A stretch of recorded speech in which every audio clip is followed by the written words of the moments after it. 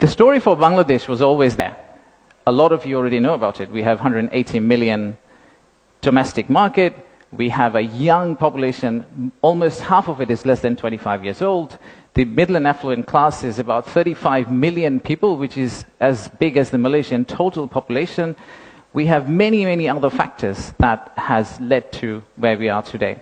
And actually, I must say that there are companies who have been here for more than 100 years and have made exceptional returns compared to the global markets.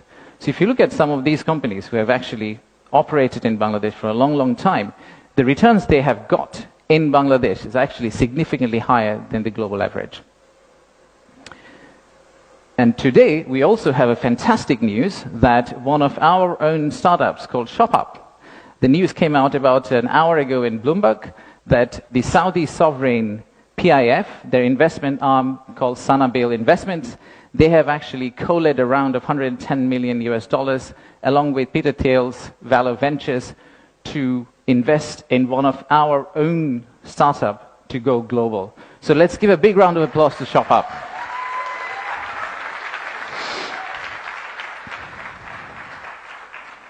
So that's today. That's today. So what's tomorrow? How do we go from here to the vision we have for 2035? So this $180 million story, or 180 million people story, is not enough. I think we need to redefine market. We believe the market is actually much larger. When we talk about market, we should be talking about a much larger regional market which you could potentially serve out of Bangladesh. You set up your factory here, you export out to all these markets.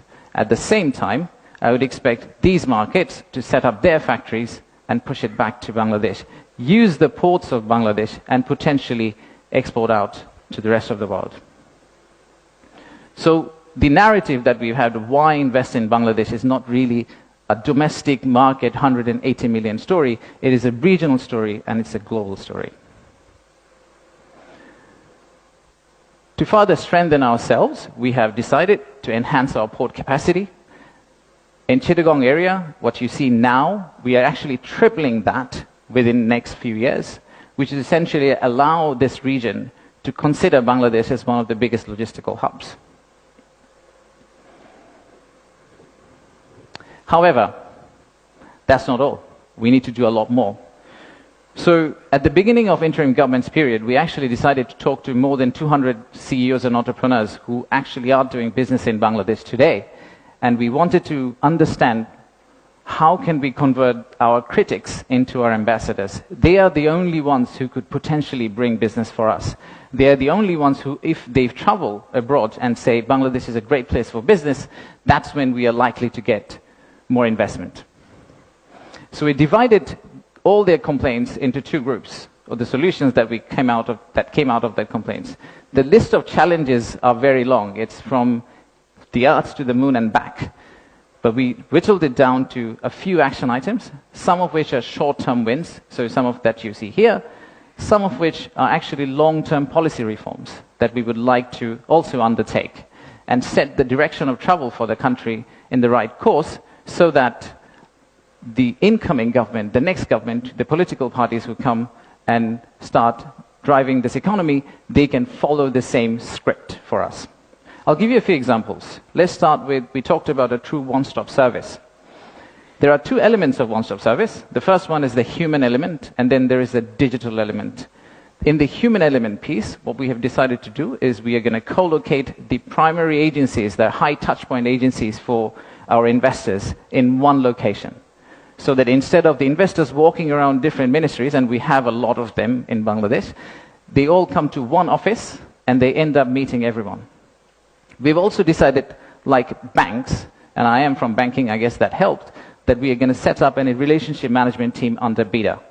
What it would essentially do is, just like a corporate banking, relationship banking manager, he would hold hand of the investor and walk them around the landing process. Let's take another example. Our friends in National Board of Revenue helped us set up the authorized economic operator. It's essentially the green channel, or widely known as the green channel setup, where if you're a good customer, you are able to circumvent some of the custom checks and fast-track your process through the ports. That has been picked up as one of the biggest challenges that we have, the time it takes to go from your factory all the way to your customer. And finally, let me show you one more example of policy change. So as you all know, there are many government agencies. We also know there is private sector. The dialogue between private sector and government agencies has not necessarily always been the most collegial. So how do we break that apart? The first thing we need to do is to club the government agency into one. We need to show one face. We need to be one outfit for our customers, our investors. And then create a bridge between our private sector and the government of Bangladesh.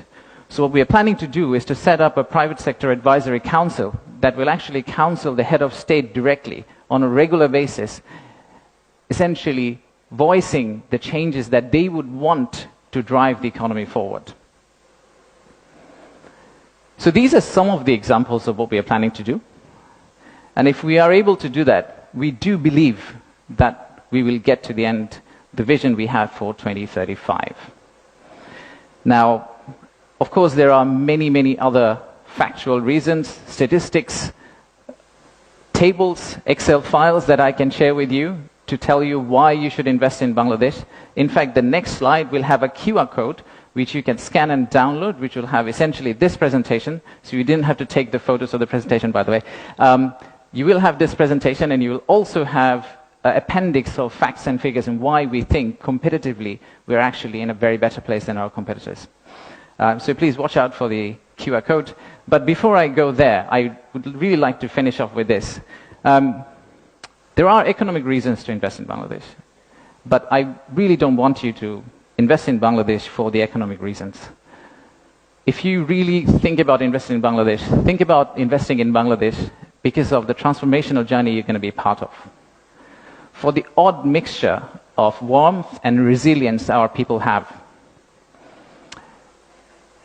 and our century-old culture paired with the shared values that we have with you. So I rest my case here. Thank you very much for coming, and enjoy the rest of the day. Thank you all.